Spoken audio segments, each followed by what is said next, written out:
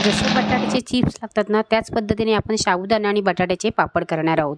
उपवासाची recipe आहे, एकदा केली तर तुम्ही वर्षभर उपवासासाठी हे पापड खाऊ शकता। पापड बनवण्यासाठी मी इथे पाव किलो साबुदाणे घेतलेले आहेत, जाडेवाले घेतलेले आहेत, तुम्ही कोणतेही घेऊ शकता।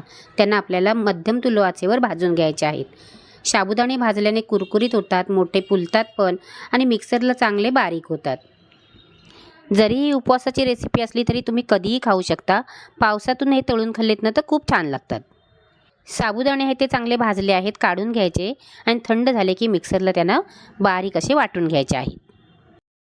साबुदाणे मिक्सरला बारीक करून इथे मी चाळून घेतलेले आहेत।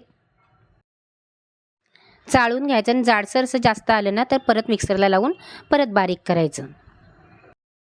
अशा पद्धतीने आपले साबुदाण्याचं पीठ आहे ते तयार झालेलं आहे। पाव किलो साबुदाण्यासाठी इथे मी 800 ग्राम बटाटे घेतलेले आहेत।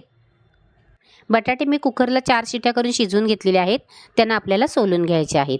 पापडासाठी बटाटे आहेत ना ते चांगले असे शिजले पाहिजेत, चांगले शिजले ना तरच ते चांगले मॅश होतात। बटाटे मॅश करायचे तुम्हाला मी 2 पद्धती दाखवणार आहे। हा झारा घ्यायचा, झाऱ्यावरती बटाट्याचे 2 तुकडे करून हाताने असं दाबायचा म्हणजे बटाटा पटकन मॅश होतो। झाऱ्यामध्ये साल आहे ते अडकून राहतं आणि बटाटा मॅश होऊन खाली पडतो। उकडलेला बटाटा सोलून घ्यायचा आणि झाऱ्यावरती असं आपण जसा किसणी किसतो ना त्या पद्धतीने ह्याला आपल्याला असं घासून घ्यायचं आहे, एकदम बारीक होतं बघू शकता तुम्ही। आणि किसणीवरती जर हा बटाटा किसला ना तर खूप असा पातळसारखा होतो, म्हणून झाऱ्यावरती असा मॅश करून घ्यायचा।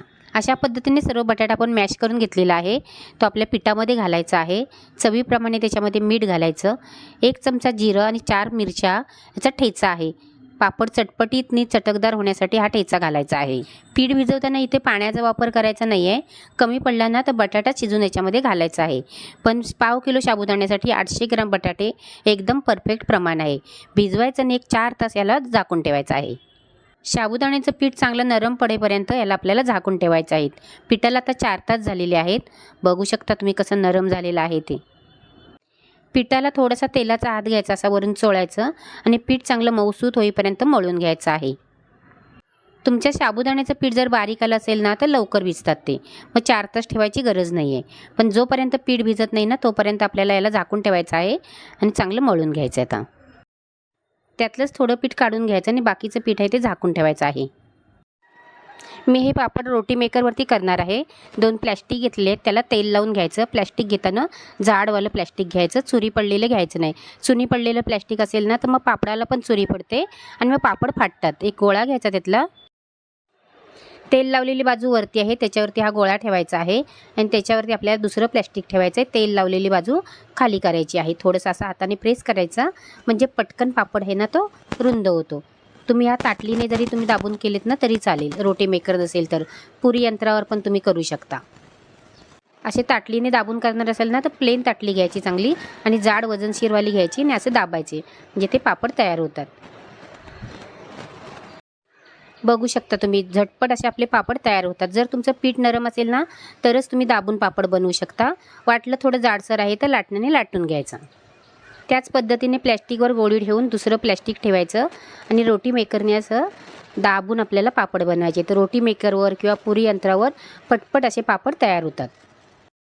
पापड मी इथे प्लॅस्टिकवरतीच घातलेले आहेत, जरी तुम्हाला चादर दिसली ना तरी चादरीच्या वरती प्लॅस्टिक आहे।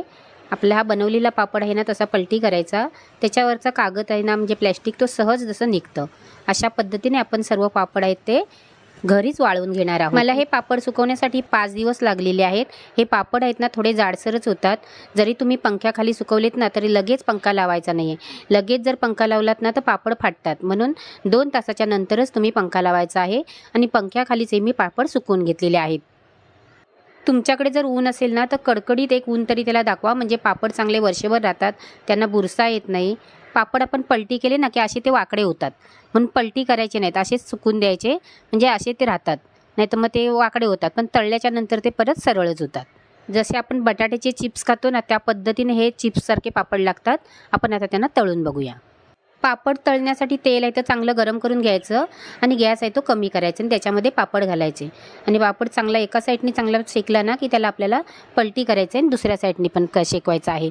हे पापड जास्त फुलत नाहीत पण खायला खूप टेस्टी लागतात, मस्त कुरकुरीत असे लागतात। नक्की एकदा तुम्ही करून बघा। पापड तळतानाच तेल चांगलं नितळवायचं म्हणजे पापड तेलकट होत नाहीत।